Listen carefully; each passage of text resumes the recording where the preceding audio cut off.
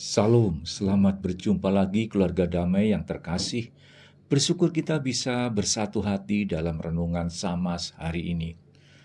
Mari kita berdoa sebelum melanjutkan renungan ini. Tuhan, mampukan kami untuk memahami firman yang akan kami renungkan. Kiranya Roh Kudus-Mu akan bersama dengan kami, sehingga kami bisa membuka hati dan pikiran kami. Biarlah hanya Engkau sendiri yang akan kami muliakan. Amin. Renungan pagi ini mengambil tema tentang misi melalui profesi dosen. Saya akan menitik beratkan pada hal tentang kesetiaan dengan hal kecil. Ayat yang menjadi dasar renungan kita adalah dari Matius 25 ayat yang ke-21. Kemudian tuannya berkata kepadanya, "Baik sekali, hamba yang baik dan setia. Engkau telah setia dalam perkara yang kecil, aku akan memberikan kepadamu tanggung jawab atas perkara yang besar. Masuklah ke dalam sukacita Tuanmu." Keluarga damai yang terkasih, latar belakang dari Matius 25 ayat 21 adalah merupakan bagian dari perumpamaan Tuhan Yesus tentang hamba yang mendapat talenta. Perumpamaan ini ditemukan dalam Injil Matius pasal yang ke-25 dari ayat 14 sampai 30.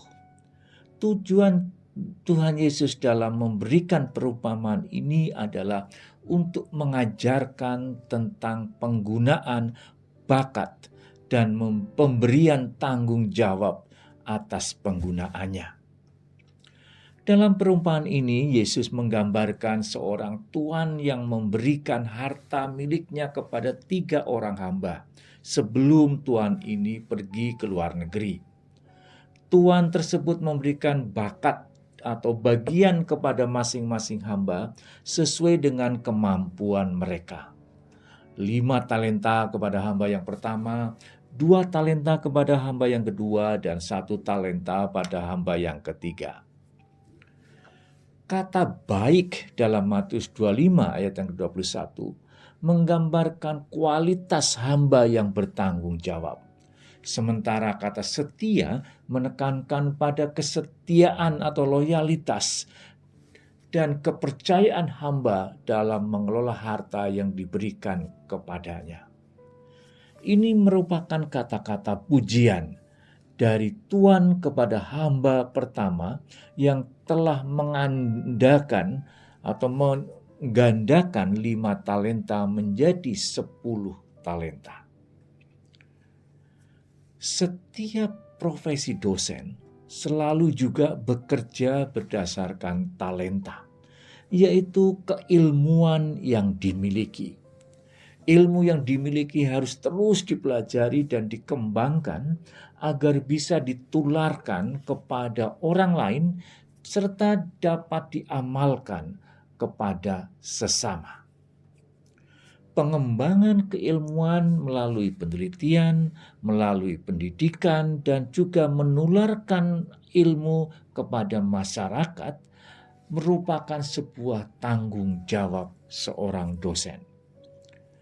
Sehingga kebaikan dan kesetiaan dosen dapat dibuktikan melalui cara mereka di dalam mengembangkan dan menularkan serta mengabdikan ilmu yang mereka miliki kepada masyarakat.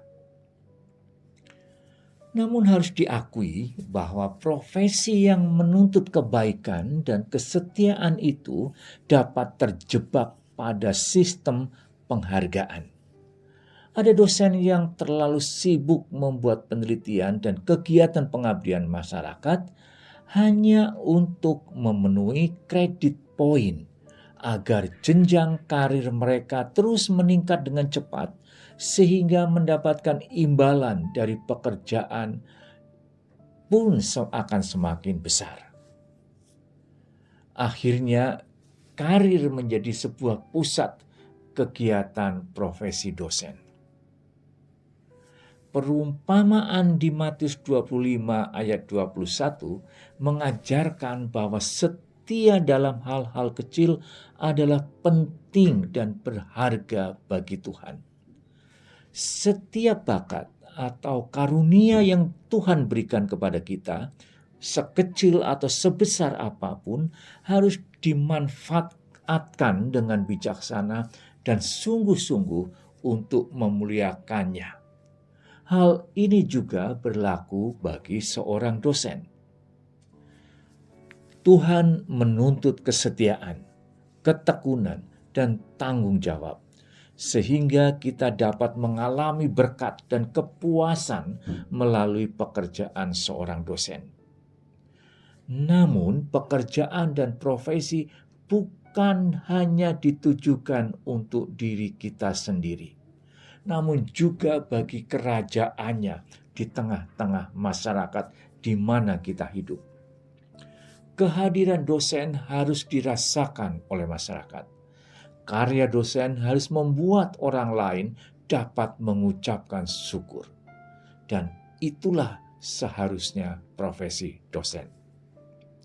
Mari kita berdoa.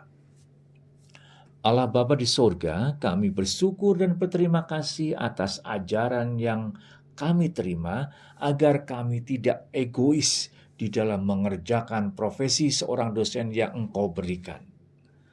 Ajarkan kami untuk tetap setia terhadap profesi kami.